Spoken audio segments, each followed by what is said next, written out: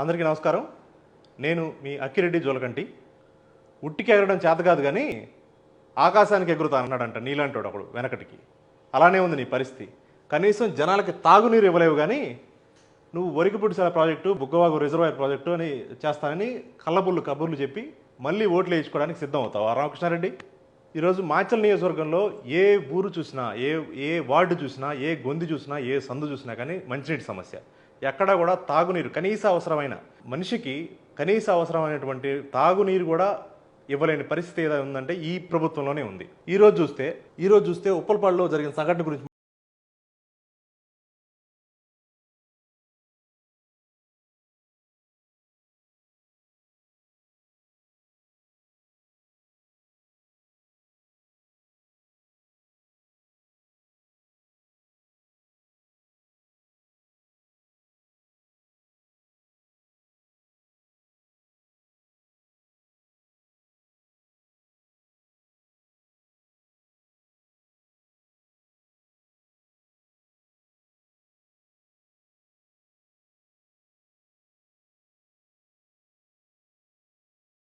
ఉంటే ఈ ఉప్పలపాడు గ్రామానికి కనీస అవసరమైనటువంటి ప్రతి మనిషికి ప్రతి మనిషికే కాదు ప్రతి జీవికి కనీస అవసరమైనటువంటి మంచినీళ్ళనే నువ్వు ఇవ్వలేకపోతున్నావు.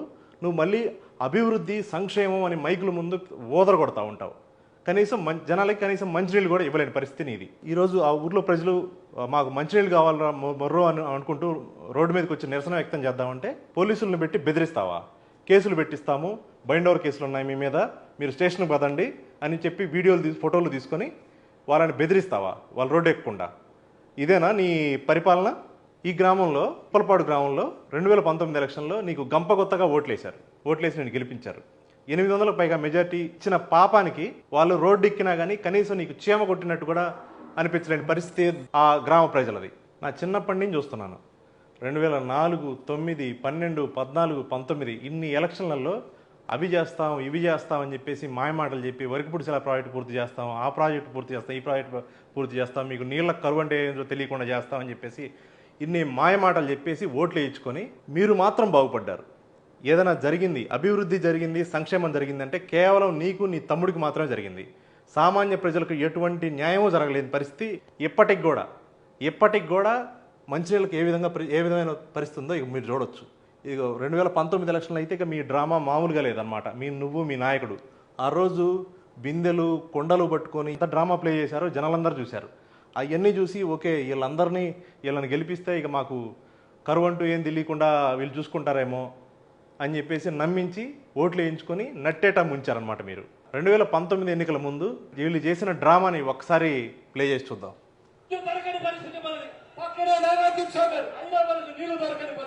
ఇవాళ మన కళ్ళ ముందరనే మాచర్లలో నీళ్లు లేని పరిస్థితి. 2 రోజులకు ఒకసారి కూడా నీళ్లు సరిగ్గా రాదు. సో అది చూశారుగా, మాయమాటలు చెప్పి ఓట్లు వేయించుకున్నారు. కనీసం ఎమ్మెల్యే సొంత వార్డులో కూడా నీళ్ళు లేని పరిస్థితి. ఈ డ్రామాను చూసి జనాలు ఓట్లు వేశారు. సరే వీళ్ళని గెలిపిస్తే మనకు నీటి సమస్య ఉండదేమో, తీరుస్తారేమో అని చెప్పేసి ఓట్లు వేశారు. గెలిచి వీళ్ళు ఏం చేశారు? ప్రభుత్వం ద్వారా నీళ్లు వస్తే మాకేంటి లాభం అని చెప్పేసి ఆలోచించాడు ఈ స్థానిక శాసనసభ్యుడు రామకృష్ణారెడ్డి. ఆలోచించి ఇలా కాదు, ప్రభుత్వం నుంచి నీరు కాకుండా మనం ప్రైవేట్గా మన వాళ్ళతోటే వ్యాపారం చేస్తే ఎలా ఉంటుందని చెప్పేసి ప్రతి ఊర్లో కూడా ఎక్కడ కూడా ప్రభుత్వం నుంచి చొక్క నీరు అందకుండా ఏర్పాట్లు చేశాడు. అప్పటికి 2014-19 ప్రభుత్వంలో పైప్ లైన్లు వేసి అంతా సెట్ చేసి వాటర్ నడిపిస్తున్నా కానీ వాటిని ఆపేసి ఇతను సొంత అనుచరులతోటి వ్యాపారం మొదలుపెట్టాడు. నీళ్ళ వ్యాపారం మొదలుపెట్టి ఊర్లలో 1000 రూపాయల చొప్పున తీసుకుంటూ నీళ్ళ సప్లై మొదలుపెట్టాడు. సరే అతనే కాదు, ఇంకెవరైనా ఇది చేయాలని ప్రయత్నం చేస్తే వాళ్ళ దగ్గరికి ఎలక్ట్రిసిటీ డిపార్ట్మెంట్ వాళ్ళు వస్తారు, పోలీసులు వస్తారు, పెనాల్టీలు వేస్తారు, లక్షలు కడితేనే మీరు వ్యాపారం చేసుకోవాలంటారు. సో ఈ దెబ్బకు తట్టుకోలేక ఎవరో కూడా వేరే వాళ్ళు ఇందులో తలదొరచలేని పరిస్థితి ఇక్కడ ఉందన్నమాట. కేవలం అతని అనుచరులు, అతని చెంచాలు మాత్రమే వ్యాపారం చేయాలి, వేరే ఎవడూ చేయడానికి వీల్లేదనే పరిస్థితి అనమాట ఇక్కడ ఈ నియోజకవర్గంలో. ఒకసారి ఈ వీడియో చూడండి.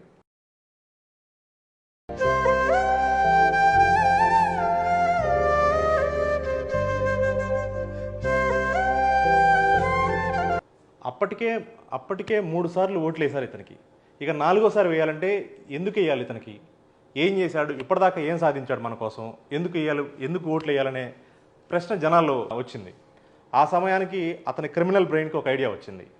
అదే ఏంటంటే వరకెప్పుడు చేయకపోతే రాజకీయ సన్యాసం చేస్తాననే ఒక ఛాలెంజ్ తోటి ఎన్నికల్లోకి దిగాడు. 19 ఎలక్షన్ సమయంలో ప్రతి ఊరు తిరిగి అమ్మా అయ్యా అని జనాలు కాళ్ళు పట్టుకుని వరిక పుడిసల తీసుకునొచ్చి ప్రతి ఎకరాకు నీళ్లు పారించలేకపోతే రాజకీయ సన్యాసం తీసుకుంటాను అని ఉత్తర కుమార ప్రగల్భాలు పలికి వరిక పుడిసెల ప్రాజెక్టు తీసుకొచ్చి మన మండలంలోని ప్రతి ఎకరానికి కూడా నీళ్లు ఇవ్వలేకపోతే రాజకీయ సన్యాసం తీసుకుంటాను. నేడు మాట మార్చి పనులు ప్రారంభం అంటున్నావే, ఇదేనా? అప్పుడేమో వరికపుడిసెల ప్రాజెక్టు పూర్తి చేసి నీళ్ళు ఇవ్వలేకపోతే సన్యాసం చేస్తాను అప్పుడు మాట ఇచ్చాడు. ఆ తర్వాత ఏమో పనులు ప్రారంభించకపోతే రాజకీయ సన్యాసం చేస్తా అన్నాడు. ఆ తర్వాత ఏమో శంకుస్థాపన చేయకపోతే రాజకీయ సన్యాసం చేస్తాను. ఇన్ని మాటలు మార్చిన నిన్ను ఇక మీదట కూడా నీ మాటలు నమ్మే పరిస్థితిలో జనాలు ఉన్నారా? నీ మాట మీద నువ్వు నిలబడుతున్నావా? రాజకీయ సన్యాసం చేస్తున్నావా? ఇన్ని మాయ మాటలు చెప్పి నిన్ను నమ్మి జనాలు నిన్ను ఓట్లేసి నిన్ను గెలిపిస్తే నువ్వు నీ సమయాన్ని నీ శక్తిని అంతా కూడా నాకు మినిస్టర్ కావాలి అని చెప్పేసి జగన్ దగ్గర పోయి అడుక్కున్నావే కానీ ఏనాడు కూడా అసెంబ్లీలో ఇన్ని అసెంబ్లీ సమావేశాల్లో ఎప్పుడన్నా కానీ వరకపుడిసెల ప్రాజెక్టు పూర్తి చేయండి, వాటికి బడ్జెట్ ఇవ్వండి అని చెప్పేసి ఏనాడన్నా అడిగావా? పాపం లావు శ్రీకృష్ణదేవరాయలు గారు ఎంపీ గారు ఆయన కష్టపడి ఢిల్లీలో తిరిగి ఆ ఫారెస్ట్ పర్మిషన్స్ అవి ఇవని చెప్పేసి తిరిగి నానా కష్టాలు పడి ఆయన పర్మిషన్లు తీసుకొచ్చారని మీరే చెప్పుకున్నారు మొన్నటిదాకా ఆయన మీ పార్టీలో ఉన్నందుకు. ఆయన ఎప్పుడైతే పార్టీ మరి తెలుగుదేశంలోకి వచ్చారో మీరు మాట మార్చి ఆయన ఏం చేశారు, మేం చేశాం, మా ప్రభుత్వం చేసిందని చెప్పేసి ఆయనకి ఎక్కడ క్రెడిట్ పోతుందని చెప్పేసి మీరు అమ్మో వాయ్యో అని మొత్తుకుంటున్నారు మీరు. అది మీ పరిస్థితి. వరికపుడిసెల ప్రాజెక్టుకి పర్మిషన్స్ వచ్చి సుమారుగా సంవత్సర కాలం అయితే ఇంతవరకు కూడా ₹1 కూడా బడ్జెట్లో దానికి బడ్జెట్ ఇవ్వకుండా మీరు పనులు ఎలా ప్రారంభిస్తారు? అది ఎలా సాధ్యం? ఎందుకు అడగలేదు జగన్మోహన్ రెడ్డిని? వరికపుడిసెల ప్రాజెక్టుకి ఎందుకు నిధులు కేటాయించలేదని ఎందుకు అడగలేదు? దానికి సమాధానం చెప్పు.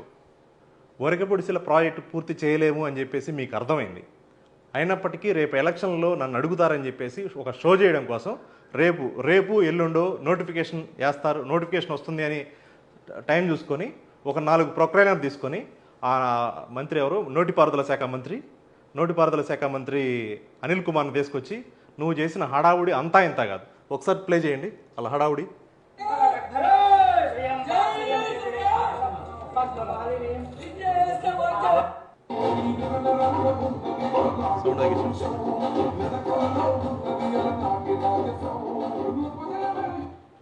రాత్రికి రాత్రి ఎవరో పాపం ఎక్కడ పొలాలలో పర్మిషన్స్ వచ్చింది ఫారెస్ట్లో కదా, ఫారెస్ట్లో వర్క్ చేయకుండా ప్రైవేట్ భూముల్లో నువ్వేం చేస్తున్నావు? ఆ భూములు ఎవరి? 5 సంవత్సరాల ప్రభుత్వ కాలంలో నువ్వు ఎందుకు ₹1 కూడా వరికపుడిసెల ప్రాజెక్టుకి నిధులు తీసుకురాలేకపోయావు? దానికి సమాధానం చెప్పు రామకృష్ణారెడ్డి. నీ సొంత అధికారం కోసం, నీ సంపాదన కోసం మాత్రం రోడ్డు ఎక్కుతావు, టైర్లు తగలబెడతావు, బండ్లు తగలబెడతావు, ఆఫీసులు తగలబెడతావు, ఏదైనా చేస్తావు. కానీ జనాల కోసం నువ్వు ఏ రోజు రోడ్డు ఎక్కావు? వరికపుడిసెల ప్రాజెక్టు పూర్తి దానికి బడ్జెట్ కేటాయించమని ఎందుకు నువ్వు రోడ్డు ఎక్కలేదు? 5 సంవత్సరాలలో చేయలేని పనే అది. వరికపుడిసెల పర్మిషన్స్ వచ్చి ఎన్నాళ్ళైంది? దగ్గర సంవత్సరం అవుతుంది. ఎందుకు నువ్వు పనులు మొదలు పెట్టలేదు? కరెక్ట్గా రేపో ఎల్లుండో ఎలక్షన్ నోటిఫికేషన్ వస్తుందనగా ఒక 4 ప్రొక్లైనర్ ప్రైవేట్గా మాట్లాడుకొని ఒక ప్రైవేట్ భూములకు వాటిని తీసుకొచ్చి నానా హడావుడి చేసావు. ఒకసారి ప్లే చేయండి అది. ప్రైవేట్ భూముల్లో గుంతలు తవ్వి జనాలు నమ్మించే ప్రయత్నం చేస్తావా? ఎవరు అంత అమాయకులు ఉన్నారు? ఒకసారి ఇంకోటి ప్లే చేయండి. చూసావా? ఆ కొబ్బరికాయలు చూడండి. మీ నాయకుడే చెప్పాడు, మీ జగన్మోహన్ రెడ్డి చెప్పాడు, ప్రభుత్వం అధికారంలోకి రాగానే కొబ్బరికాయ కొడితే దాన్ని చిత్తశుద్ధి అంటారు, 6 నెలల ఎలక్షన్ ఉందనగా కొబ్బరికాయ కొడితే దాన్ని మోసం అంటారు. రేపో ఎల్లుండో నోటిఫికేషన్ ఉందనగా చేతిలో కొబ్బరికాయ కొడుతున్న మిమ్మల్ని చూస్తుంటే మీరు చేసేది మోసం అనాలా, చిత్తశుద్ధి అనాలా? నువ్వు నీ చిత్తశుద్ధి గురించి మాట్లాడుకుంటే నువ్వు మాచర్లలో నువ్వు ఉంటున్న వార్డులో పరిస్థితి ఏంటో ఒక్కసారి చూద్దాం.